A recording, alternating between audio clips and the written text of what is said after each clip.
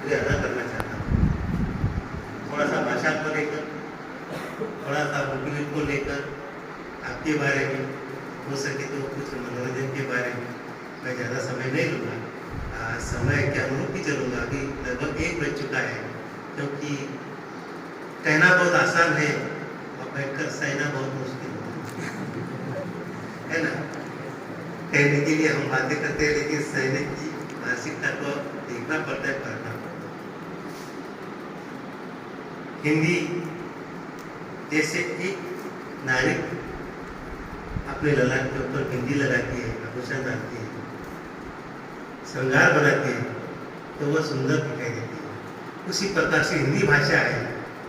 हिंदी के ऊपर अगर बिंदी लग जाती है तो वो भाषा बहुत सुंदर और सटीक बन जाती है। आज हमारे पूरे विश्व में लगभग 22 देशों में इस भाषा का प्रसार चल रहा है। और हिंदी के माध्यम से मैं हिंदी क्या है, हिंदी क्यों बोली जानी चाहिए, इसके बारे में चर्चा न करते हुए हिंदी में क्या उपलब्धियाँ है उसके बारे में कुछ आपको बातें बताने वाला हूँ, कुछ मेरे बारे में बताने वाला हूँ और फिर इस सत्र को आपके समाप्त होगा। आपको पता है कि हिंदी भाषा का मतलब आपको मालूम है। भाषा का अर्थ ये होता है कि विचार का आदान प्रदान करना ही भाषा होती है। यानी मेरे भाव आप तक समझना चाहिए, ये भाषा हो। भाषा को प्रमाणित भाषा नहीं होती, फिर किसी की भी भाषा हो। लेकिन भाषा के माध्यम से हमें जो उपलब्धियां मिलती है, हम देखते हैं कि ज़्यादा से ज़्यादा सभी पेरेंट का, सभी के पिताजी का एक ही सपना होता है कि मेरा बेटा डॉक्टर बने, इंजीनियर बने। लेकिन आपको हर क्षेत्र में उपलब्धि मिल पाती है, उसे सही ढंग से जो है उससे पहचानना पड़ता है। अब आपको मालूम है कि हिंदी भाषा को सबसे ज़्यादा बढ़ावा देने का काम सोशल मीडिया ने किया है। और उसमें हम अगर कहें कि फिल्म इंडस्ट्री का बहुत बड़ा योगदान रहा है, विज्ञापन का सबसे बड़ा योगदान रहा है ना। और विज्ञापन के समय देख लीजिए कि हिंदी को कितना महत्व है। आप अमिताभ जी का विज्ञापन देते हो नवरत्न तेल का, क्या कहते हैं, ठंडा ठंडा। 4 ही वर्ड है, लेकिन इन 4 वर्ड बनाने के लिए लाखों करोड़ों मिल जाते हैं। दूसरी विज्ञापन बहुत चल रहा है, म्यूचुअल फंड के बारे में मालूम है। म्यूचुअल फंड सही है, एक ही वर्ड है, लेकिन इस एक वर्ड को बनाने के लिए भी बहुत सारे पैसे मिल जाते हैं। यानी हमें बहुत सारी उपलब्धियां इसमें। मैं एक साक्षात्कार सुन रहा था, वो फिल्म मुझे भी याद नहीं है, लेकिन आपको मालूम है झुकेगा नहीं करेक्ट। ये मराठी के जो भी राइटर है, इन्होंने स्टोरी लिखी थी, तो उन्होंने बताया था कि इस डायलॉग को मैंने लिखा था कि झुकेगा नहीं, फायर होगा। इस प्रकार से बहुत सारे डायलॉग लिखे थे, लेकिन उस एक्टर को ये पसंद नहीं आ रहा था कि इसमें कोई दम नहीं है। किसी भी बात में दम होता है ना, तब वो भाषा सफल बन पाती है। तब उस एक्टर ने कहा कि मैं इस शब्द को अगर इसी प्रकार से कहूँ कि झुकेगा नहीं सार, तो यानी एक ही वर्ड आज कितना फेमस हो गया आपको मालूम। कोई भी कहता है टिकटॉक के ऊपर, फेसबुक के ऊपर बहुत सारे इसके वीडियो चल रहे थे। यानी शब्द की कितनी ताकत होती है या भाषा के माध्यम से हम लोग को सीखते हैं।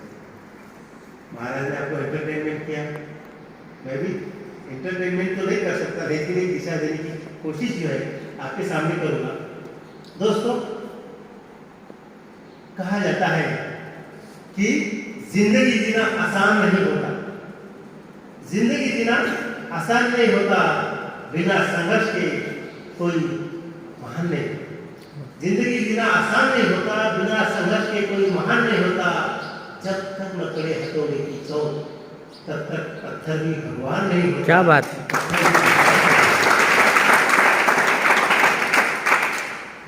मैं आपके सामने खड़ा हूँ, मैं कोई अमीर घर का लड़का नहीं। दत्ता महाराज जब हमारी ओर आए थे, आदिवासी एरिया के, मैं भी आपकी तरह आपके जैसा बैठा करता। ट्रेजरी अगर मैं बताऊँ तो कुछ अलग, एक छोटी सी बताता हूँ। मुझे 12वीं तक पहनने के लिए चप्पल नहीं थी पैर में, डिग्री तक कपड़े नहीं थे। भाई की शादी हो गई तो उसी के कपड़े पहना करता था। लेकिन दिल में जज्बा था कुछ बनने का, कुछ करके दिखाने का, क्योंकि माँ बाप किसान थे, खेती नहीं है, मजदूरी का काम करते थे। उनके सपनों को पूरा करना मेरा दायित्व क्योंकि मेरे पिताजी माताजी कहते थे कि बेटा जितनी तुझे राशि चाहिए मेहनत करके मजदूरी करेंगे, लेकिन तेरे लिए हम कोई भी कमी महसूस नहीं करेंगे, तुझे सिर्फ पढ़ना है, आगे बढ़ना है।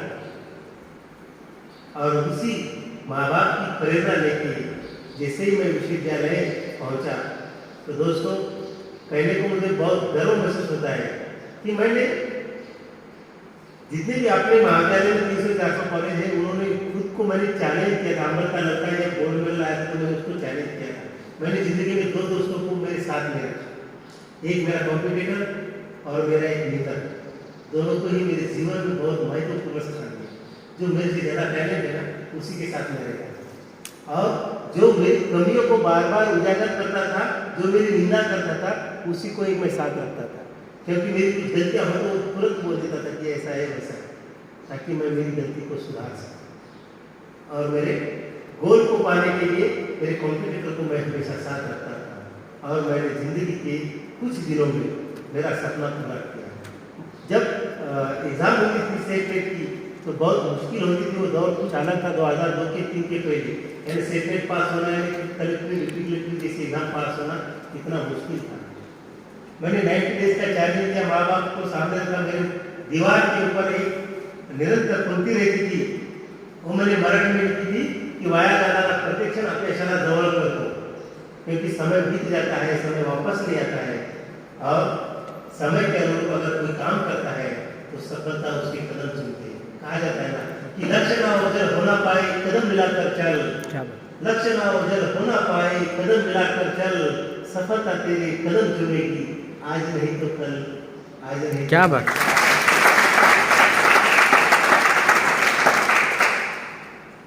बहुत मुश्किल दौर था उस समय, पैसे नहीं आते थे और औरंगाबाद में दंगे फसाद हो चुके थे, हमको केरोसिन नहीं मिल रहा था।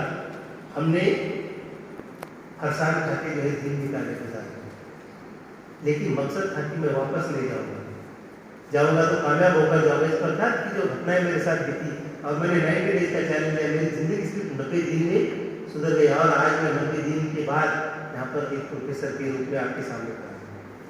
जिस छात्र को पढ़ने के लिए 12वीं तक चप्पल नहीं थी, आज वो प्रोफेसर बन गया, उसके पास गाड़ी है, बंगला है, सब कुछ है, माँ बाप भी है, और मैं माँ बाप को भी उतना प्यार करता हूँ। जिंदगी में चैलेंज लेना स्वीकार कीजिए, चुनौतियों को स्वीकार कीजिए, चुनौतियों से भागना नहीं है। असफलता कहते हैं ना कि सफलता की पहली सीढ़ी होती है, लेकिन जिंदगी में चुनौती को स्वीकार करना बहुत मुश्किल होता है। आपको मालूम है अखबार बेचने वाला लड़का मिसाइल मैन बन जाता है। क्या था उसके पास? अखबार बेचता था, शिक्षा के लिए पैसे नहीं थे, बहन ने अपना मंगलसूत्र बेच दिया। इस देश के राष्ट्रपति पद पर पहुंच चुका था वो अब्दुल कलाम, उसके बारे में भी आप लोगों को पता है। दशरथ मांझी के नाम को आपने सुना होगा। क्या किया उसने? पहाड़ को खुद का रास्ता बना, हौसला बुलंद रखा उसने, जज्बा बुलंद रखा। आपके आत्मविश्वास को आपको बरकरार रखना चाहिए। आत्मविश्वास हम खो देते हैं। हमारे भीतर 2 मन होते हैं, चेतन होता है, अचेतन होता है। एक कहता है कि तू सफल हो जाएगा, दूसरा कहता है क्या होगा तेरा, वो पड़ोस वाला BA कर चुका है, PhD कर चुका है, उसको नौकरी नहीं मिल रहा, आपको कहाँ से मिलने वाली है क्या नहीं? ये दूसरा मन कहता है। पड़ोस वाले भी कहते हैं इतना बड़ा पड़ोस वाला पढ़ लिखा कर कुछ नहीं कर पाता है, तू क्या करेगा। लेकिन मैं एक बात बता देता हूँ, जब भी कोई चुनौती आती है, जब भी कोई उपलब्धि आती है, आपको एक उदाहरण के तौर पर मैं बताता हूँ। अभी पुलिस की भर्ती निकलने वाली है, करेक्ट, खास युवाओं को कितनी जगह होगी अपने जाना जिला के लिए? उदाहरण के तौर पर अगर कहूँ मैं 500 जगह निकली, आपको कॉम्पिटिटर में कितनी वहाँ पे एप्लीकेशन आती है, लाखों में आते है ना, कम से कम 10-15 हज़ार तक छात्र आएंगे ना 500 जगह के लिए। हम क्या ताने मारते कि जगह कम थी, बहुत सारे छात्र थे, इसलिए मैं कॉम्पिटिशन में जो है सफल नहीं बन पाए। भाई आपको कितने जगह पे जॉब करना है, कितनी जगह पे जॉब करना है आपको? आपके लिए कितनी जगह चाहिए? करेक्ट, 500 पे आपको जॉब करना है क्या? नहीं, आपके लिए कितनी जगह चाहिए? एक ही जगह चाहिए। फिर आप क्यों ताने मारते हैं कि आपकी जगह कम है, अपॉर्चुनिटी कम है? आप उसमें जो है आपका हौसला रखो। मैं आपको कहता हूँ कि महाराज हम जब सेक्रेट की एग्जाम दे रहे थे, सबको भी पता है, हम 25,000 हिंदी के बैठे थे। कितने? 25,000 छात्र थे।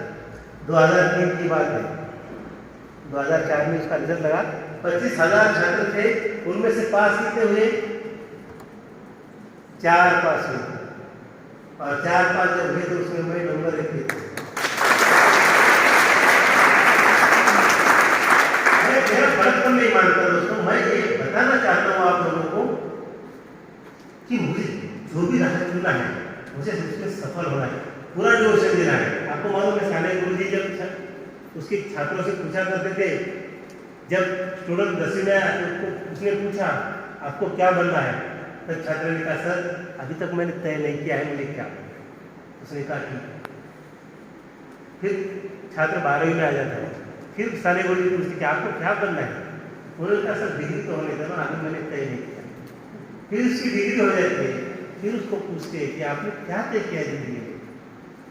उसने क्या कुछ भी तय नहीं किया, सिर्फ एक ही तय किया, शादी करना। यानी समय रेत की तरह हमारे हाथ से फिसल जाते हैं दोस्तों। खास करके युवाओं को बोलता हूँ कि आपके भीतर जो आत्मविश्वास होता है ना, आत्मविश्वास को टूटने नहीं देना है। जो चीज हमें पसंद नहीं होती है उसे बार बार करना चाहिए, जो हमारे लक्ष्य को प्राप्त कर सके, हमारे टारगेट को प्राप्त कर सके।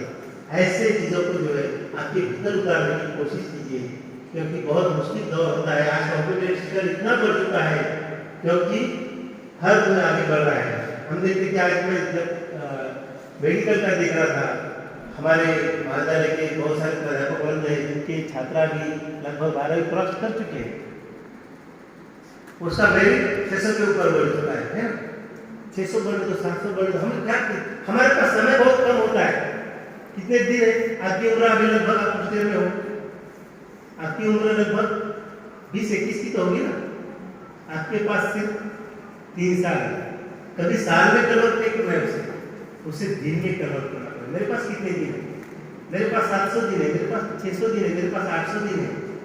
और इस दिन को जो है हम देखते हैं, कोई फिल्मों में क्या होता है कि कोई नायक किसी गुंडे को मार देता है तो उसके ऊपर एक क्रॉस का निशान लगा देता है कि मैंने एक खत्म कर दिया, अभी दूसरे को खत्म करना है।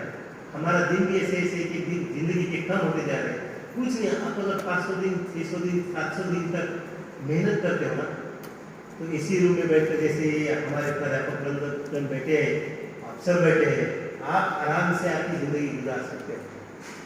बाद में मेहनत करने की कोई जरूरत नहीं। आप दोस्त बनाओ। सर ने दत्ता महाराज ने बहुत अच्छा कहा कि संगत कैसी है, आपके साथ कैसे दोस्त है।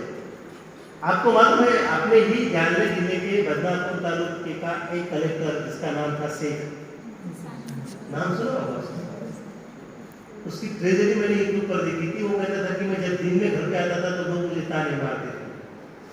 पिताजी ऑटो रिक्शा चलाता है, बेटा टूर्नामेंट करता है। तब कभी भी उसने ये जब बातें सुनी तो शेख अंसार नाम का जो लड़का है वो कभी दिन में घर पे नहीं, रात में आया करता था। क्यों? क्योंकि वो किसी को दिखाई ना दे। सिर्फ उसको और उसके पिताजी को मालूम था कि मेरा बेटा क्या करता है। कहा जाता है ना कि भीड़ में अकेला व्यक्ति खड़ा होता है, भीड़ में अकेला व्यक्ति खड़ा होता है और सफलता में पूरी दुनिया उसके साथ होती है। जिसने जीवन से संघर्ष किया है उसी ने इतिहास रचा है, उसी ने इतिहास रचा है।